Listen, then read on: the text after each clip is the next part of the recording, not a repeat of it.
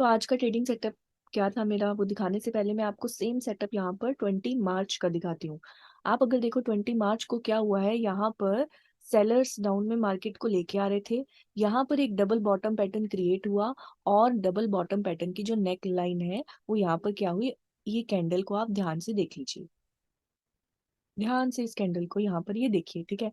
इसके बाद क्या हो रहा है, इसके बाद ये रीटेस्ट कर रहा है और रीटेस्ट करके मार्केट एक दिन ऊपर गया, फिर अगले दिन ऊपर गया और यहाँ से जो है मार्केट जो है अप में जाता गया।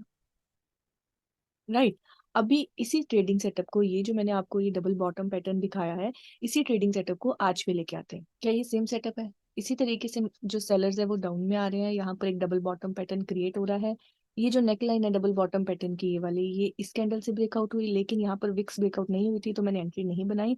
लेकिन अब आप इस कैंडल को देखिए, क्या ये वाली कैंडल और ये वाली कैंडल जो मैंने यहाँ पे आपको ध्यान से देखने के लिए बोली थी, ये वाली, क्या ये दोनों कैंडल आपको सेम नहीं लग रही? यहाँ पर आप देखिए, इस कैंडल के भी ऊपर में हल्की सी विक है, नीचे से में विक है। यहाँ पे भी ऊपर में हल्की सी विक है और नीचे भी विक है। राइट, ये दोनों कैंडल सेम है, दोनों सेटअप सेम है। यहाँ पे मार्केट ऊपर चला गया और यहाँ पर भी मैंने आज यहाँ पर एक एंट्री बनाई। क्या मेरा सिर्फ यही रीजन था जो मैंने आज बैंक निफ्टी में बाइंग की एंट्री यहाँ पे ली थी? नहीं, मेरा एक और रीजन था यहाँ पर। अगर मैं आपको निफ्टी का चार्ट दिखाती हूँ तो निफ्टी में क्या था, निफ्टी में मेरा ये एक सपोर्ट लेवल था। आप यहाँ से देखोगे तो बैक में भी ये जो है लेवल सपोर्ट की तरह काम किया था। तो यहाँ पे क्या हो रहा था, पहले सेलर्स ने इसको ब्रेक डाउन देने की कोशिश करी, फिर बायर्स आए, फिर से सेलर ने ब्रेक डाउन देने की कोशिश करी और फिर डबल बॉटम पैटर्न बना। फिर यहाँ पर जो है एक तरह से एक ब्रेकआउट जो है यहाँ पर आ गया, ये वाला। ठीक है। सेकेंड रीजन मेरा बैंक निफ्टी में बाइंग का क्या था, निफ्टी का ब्रेकआउट हुआ था।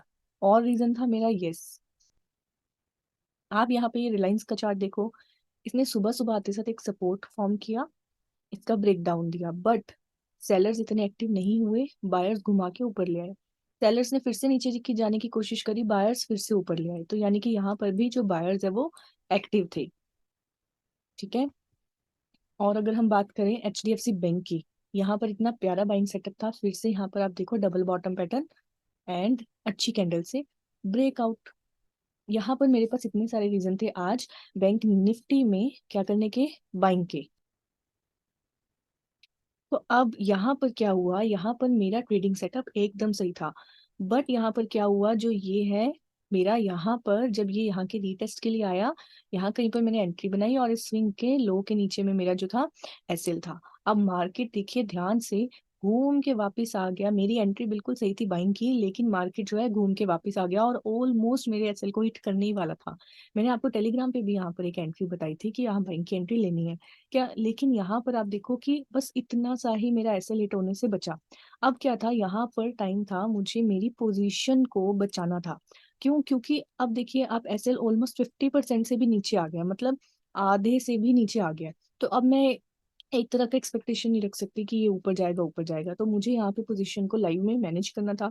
साथ साथ आप सबकी पोजीशन भी टेलीग्राम पे आपको साथ साथ अपडेट करना था बचाने के लिए। तो मैंने क्या किया, जब ये घूम के यहाँ पे आया ना, तो यहाँ पर मेरी, जहाँ पर मेरी एंट्री थी, यहाँ पर जब ये आ गया तो ऑलमोस्ट कोस्ट टू कोस्ट पे मैंने क्या बोला आपको कि यहाँ पे एग्जिट कर दो। क्यों? क्योंकि अगर ये यहाँ पर एक रेजिस्टेंस ले गया तो ये क्या हो जाएगा, यहाँ से ये यहाँ से इस तरीके से डाउन में आ जाएगा। तो मैंने क्या कहा आपको, यहीं पे जो है अपनी पोजीशन को स्क्वायर ऑफ कर दो ताकि हम अपना जो लॉस है वो बचा सके इस मार्केट में। हमारी एंट्री बिल्कुल सही थी, लेकिन टाइम था हमें अपनी पोजीशन को मैनेज करने का। तो हमने मार्केट को लॉस नहीं दिया, हमने क्या किया, कोस्ट टू कोस्ट पे निकल गए। अब अगर मैं वेट करती रहती तो क्या होता, मेरा स्टॉप लॉस हिट हो जाता। तो मार्केट में अगर आपको प्रॉफिट हो रहा है, मतलब अगर आप सही हैं, तो आप वेट कीजिए बड़े मूव का। लेकिन अगर आपको डाउट लग रहा है ना, तो यहाँ पर एक्सपेक्टेशन मत रखो। अगर आपका 50% से भी नीचे तक स्टॉप लॉस आ गया ना, आपको नेगेटिविटी दिख रही है, सेटअप एकदम सही था, मैंने आपको पिछली भी बाइंग दिखाई इसी सेटअप पे। लेकिन अगर आपको दिख रहा है कि बायर्स इस सेटअप पे होल्ड नहीं कर पा रहे हैं, तो जबरदस्ती अपनी पोजीशन को होल्ड रखने का कोई मतलब नहीं है। यहाँ पर अपना जितना कोस्ट टू कोस्ट मिलती है उतना निकल जाओ, अपना लॉस मार्केट को देने का कोई फायदा नहीं है, एक्सपेक्टेशन का कोई फायदा नहीं है। ठीक है, लॉस होने से हमने बचाया, उसका दूसरा मतलब यही है कि हमने अपने पैसे को बचा के हमने प्रॉफिट ही किया, क्योंकि ये पैसा अगर एक बार मार्केट में चला जाता तो ये दोबारा हमारे पास वापस ना आता।